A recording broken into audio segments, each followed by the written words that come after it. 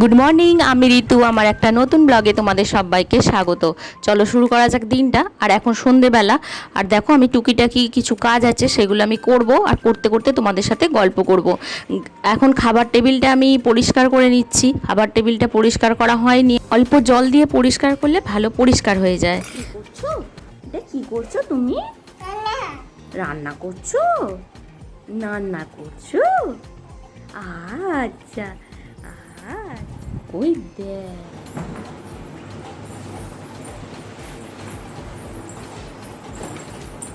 আমি এক্ষুনি বেরোবো আবার। পড়া আছে বৌদির সাথে।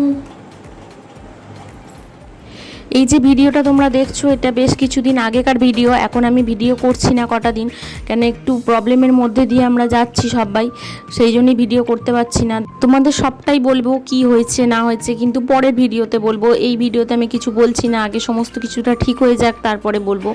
আর ছোট ছোট জিনিসগুলো বড্ড অগোছালো হয়ে থাকে, সেগুলো জায়গায় রেখে দিলাম, গুছিয়ে নিলাম। আর রেগুলার একটু করে পরিষ্কার করে নিলে না, ঘর দরে যে ধুলোগুলো জমে সেগুলো খুব একটা বেশি জমে না, আর ঘরটা ক্লিনও লাগে। সেই জন্য রেগুলার চেষ্টা করি অল্প অল্প করে নেওয়ার, যাতে আমাকে একদিনে অনেকটা কাজ যাতে না করতে হয়। আর বুকানের জামা কাপড় এগুলো তো রোজই কাচার থাকে, রোজই শুকনো হবে, আবার গুছোতে হবে, এগুলো তো রোজই থাকে। ও সারা দিনের অনেক জামা কাপড় লাগে। এবার এই টুকিটাকি কাজগুলো সারা দিনটা, আজকে আমার শরীরটা ভালো ছিল না বলে সেই জন্য সকাল থেকে করা হয়নি। আর এখন সন্ধেবেলা একটু ফ্রেশ লাগছে, সেই জন্য এখন করে নিচ্ছি। মানে সময় যখন পাই তখনই করতে হয়। যদি সকালবেলা না করতে পারি, শরীর যদি না ভালো লাগে, তখন আমাকে রাত্রিবেলা করতে হয়। রাত্রিবেলার যদি না আমার ভালো লাগে করতে, শরীর যদি না বয়, তখন সকালে করতে হয়। এই রকমভাবেই ম্যানেজ করতে হয়। একার সংসার, কিছু করার নেই। আর দেখো বাবান চলে এসেছে, বাবান এবার পড়তে যাবে আবার। মানে সারা দিনটা বাবানের এত ধকল যায় না যে কি বলবো। আর দেখো যা হোক করে দুটো মুড়ি খেয়েই আবার পড়তে বেরিয়ে যাবে, ওই জন্য ওর মুড়িটা মেখে দিলাম। আর বুকান এখানে বদমাইশি করছে, ওর দিদি এসেছে, ওর দিদিকে ও ছাড়বে না। ওর দিদির সাথে ও এবার বসবে, আর ওর দিদি মুড়ি খাবে, ও দুটো করে মুড়ি খাবে ওর দিদির সাথে। আর আমি এখানে একটু গ্লুকন্ডির জল করে নিচ্ছি। একভাবে তো কাজ করছি, গরমটাও আছে, আর সেই জন্য একটু ঠান্ডা জল খেতে ইচ্ছা করছে, একটু করে নেবো। আর বাবানকেও অল্প করে গ্লুকন্ডির জল দিয়ে দেবো। আর বুকান তো খাবেই, তার মানে আমরা যেটা খাবো ওর সেটা চাই, ওকেও অল্প করে দেবো। আর বাবান এবার পড়তে চলে গেছে, আর বুকানকে নিয়ে দাদাভাই বাইরেটা একটু ঘুরছে, আর আমি সেই সুযোগে কাজটা করে নিচ্ছি। কেউ ওকে যখন ধরে না, সেই সময়টাকে আমি কাজে লাগিয়ে নিই। ওকে যখনই কেউ ধরে তখনই আমি কিছু না কিছু কাজ করে নিই, কাজটা এগিয়ে নিই, বসে থাকি না। কেন ওকে নিয়ে আবার যদি আমি বসে থাকি তখন আমার কাজ হবে না, সেই জন্য কাজটা করে নিই। আর দেখো সবাই তো, সবারকারই সংসারে কাজ আছে, সবাই ব্যস্ত, তারই মধ্যে থেকে যে যখন ধরছে, যে যখন বুকানকে নিয়ে যাচ্ছে, তখনই আমি কাজটা করে নেবার চেষ্টা করছি। আর দেখো ড্রেসিং টেবিলটাও আমার একটু অগোছালো হয়েছিল, সেগুলো জায়গার জিনিস জায়গায় রেখে দিলাম। রোজই এই কাজগুলো আমার থাকে, নাহলে ঘরদোর তো মানে ঠিকঠাক থাকবে না। আমি যদি একদিন বন্ধ করে দিই না, তাহলে আমার ঘর একদম নোংরা হয়ে যাবে, আর ঘরে থাকতে ইচ্ছা করবে না। আর দেখো বিছানাটা, এই বিছানাটা আমি যে কতবার ঝাড়ি, কেন এই নিচেতে আমাদের এই বিছানাটাই আছে, একটাই বিছানা আছে যেখানে সবাই বসে শোয়, আর বুকগুলো আছে সেগুলো করব। আর দেখো এখানে একটু গুঁড়ো দুধ আমি গুলে নিচ্ছি, গুলে একটু দেবো, কেন গরুর দুধ তো মানে একটু জল জল মতো হয় পায়েসটা, সেই জন্য একটু ঘনটা আনার জন্য, স্বাদটা বাড়ানোর জন্য আমি একটু গুঁড়ো দুধ দিয়ে দিলাম। আর দেখো কড়াটাকে ধুয়ে নিলাম, ধুয়ে অল্প করে ডাল করে নেবো। ডালটা দুপুরবেলার আমার সিদ্ধ করা আছে, বুকান খেয়েছে দুপুরবেলা, সেই ডালটা আমি রেখে দিয়েছিলাম, এখন একটু ফোড়ন দিয়ে নেবো। আর রাত্রিবেলা আমি ভাত করব। রেগুলার রুটি করতে আমার ভালো লাগে না, রুটি করতে আমার বিরক্ত লাগে, একার হাতে রুটি আমার একদম ভালো লাগে না। যখন কেউ থাকে আমাকে হয়তো বেলে দিল কি একটু মেখে দিল, যে কোনো একটা হেল্প করে দিলে না আমার ভালো লাগে, একার হাতে রুটি করতে আমার একদম ভালো লাগে না, সেই জন্য মাঝে মধ্যে ভাত করে ফেলি। আর দেখো এখানে আমি পায়েসটায় চিনি দিয়ে দিচ্ছি, চিনিটা অল্প একটু বেশিই দেবো, কেন পায়েসটা আমার অনেকটা হয়ে গেছে, দুধটা ছিল বলে। এতটা পায়েস তো কেউ খাবে না, ফ্রিজের মধ্যে রেখে দেবো, পরে পরে খেয়ে নেবো। আর কি বলো তো, এমন এক একটা সময় আসে না নিজেদের লাইফে, দেখবে তখন মনে হয় যেন কোনো কিছুই আর ভালো লাগছে না, মানে কাউকে কিছু বলা যায় না নিজের মনের কথাগুলো, আর কোনো কিছুই যেন ভালো লাগে না, মনে হয় যেন কি করলে যেন একটু শান্তি পাবো। আর বাড়ির কেউ যদি একটু অসুস্থ হয়ে পড়ে না, তখন যেন মাথার মধ্যে যেন কি যে হয় আমি ভেবে বলে বোঝাতে পারবো না। এইটা সবসময় চাই যেন বাড়িতে যেন সবাই সুস্থ থাকে, সবাই ভালো থাকে। কিন্তু কিছু হলেই আমার প্রচুর আমার মানসিক চিন্তা হয়, আমার রাত্রেবেলা ঠিক মতো আমি ঘুমোতে পারি না। এগুলো তো মানে আমাকে বারণ করলেও আমি বুঝি যে এগুলো করলে আমার শরীর খারাপ করে, কিন্তু তবুও আমার মধ্যে এটা কাজ করে। আমি জানি না কেন কাজ করে।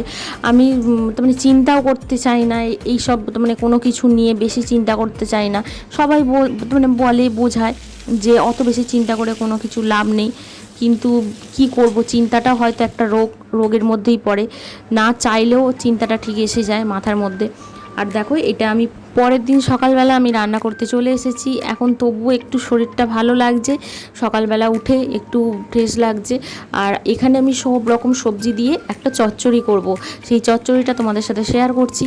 অল্প করে কালো জিরে দিয়ে দিলাম তেলেতে, আর এখানে অল্প করে কুমড়ো, পটল, আর নিয়ে নিচ্ছি বরবটি কড়াই আর বেগুন।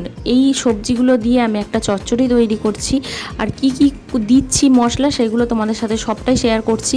আর দেখো আলুটাকে আমি ভালো করে লাল করে ভেজে নিয়েছি, ভেজে আর ফোড়নেতে আমি তেজপাতাও ব্যবহার করেছি। তারপরে আমি দিয়ে দিচ্ছি পটলটাকেও আমি আলুর সাথে ভেজে নেবো। এখানে মশলায় নিয়েছি সাদা তিল, জিরে, আদা, মৌরি, আর নিয়েছি রাঁধুনিটা আমি একদম অল্প করে দেবো, বেশি দেবো না, কেন রাঁধুনি আবার বেশি দিলে স্বাদটা নষ্ট হয়ে যাবে। আর এখানে কুমড়ো, বেগুন আর বরবটি কড়াই সমস্ত কিছু আমি এবার একসাথে দিয়ে দিচ্ছি। একসাথে দিয়ে আমি এবার আবার ভাজবো।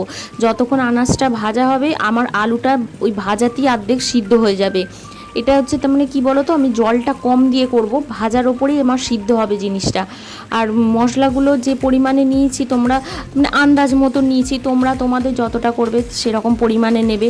রাঁধুনিটা কিন্তু কম দেবার চেষ্টা করবে সব থেকে, রাঁধুনিটা বেশি দিলে আবার মানে খেতে একদম ভালো লাগবে না। আর অল্প করে আমি পেঁয়াজ দিয়ে দিচ্ছি, এটা আমি একটা বড় পেঁয়াজ একটা কেটে নিয়েছি, অল্প করে আমি পেঁয়াজ দিয়ে দিলাম। পেঁয়াজটা আমি আগে থেকে দিইনি, পেঁয়াজটা আমি কাঁচাই দিচ্ছি পেঁয়াজ। আর দেখো মশলাটা যে করে রেখে দিয়েছিলাম সেই মশলাটা এবার দিয়ে দিলাম, মশলাটা দিয়ে আমি কষিয়ে নেবো। আর মশলার মধ্যেই অল্প করে আমি জল দিয়ে দেবো, অল্প করে জল দিয়ে। আর এখানে স্বরূপ চলে এসেছে, দেখো যেকালে বুকান এসেছে ওই জন্য স্বরূপ এসেছে। আর স্বরূপ এখানে মশলার জলটা আমাকে দিয়ে দিচ্ছে, আর মশলার জলটা আমি এই তরকারিতে দিয়ে দেবো। আমার ভাত হয়ে গেছে, ভাতটা আমি আগেই করে নিয়েছি, আর বুকানকে খাওয়ানো হয়ে গেছে, আমাদের চা খাওয়া হয়ে গেছে। আর দেখো এখানে আমি তরকারিটা এবার একটু অল্প করে জল দিয়ে সিদ্ধ করতে দিয়ে দেবো। আর তরকারিটা আমার হয়েও গেছে। তরকারিটা যেমন সুন্দর খেতে হয়েছিল তেমন সুন্দর দেখতেও হয়েছে। তোমরা একবার এরমভাবে করে দেখো, খুব ভালো লাগবে খেতে। আর এখানে আমি এবার করে নিচ্ছি চিংড়ি মাছ। চিংড়ি মাছটা আমি সর্ষে বাটা দিয়ে আমি ঝাল করব। এই চিংড়ি মাছটার জন্যই আমার আজকে তার মানে কী বলবো, শরীর খারাপ করে গেছে আমার বাবানের। সেটা তোমাদের সাথে পরে আমি শেয়ার করব কি কি হয়েছে না হয়েছে। আর এবার দেখো চিংড়ি মাছটা আমি রান্না করে নিচ্ছি।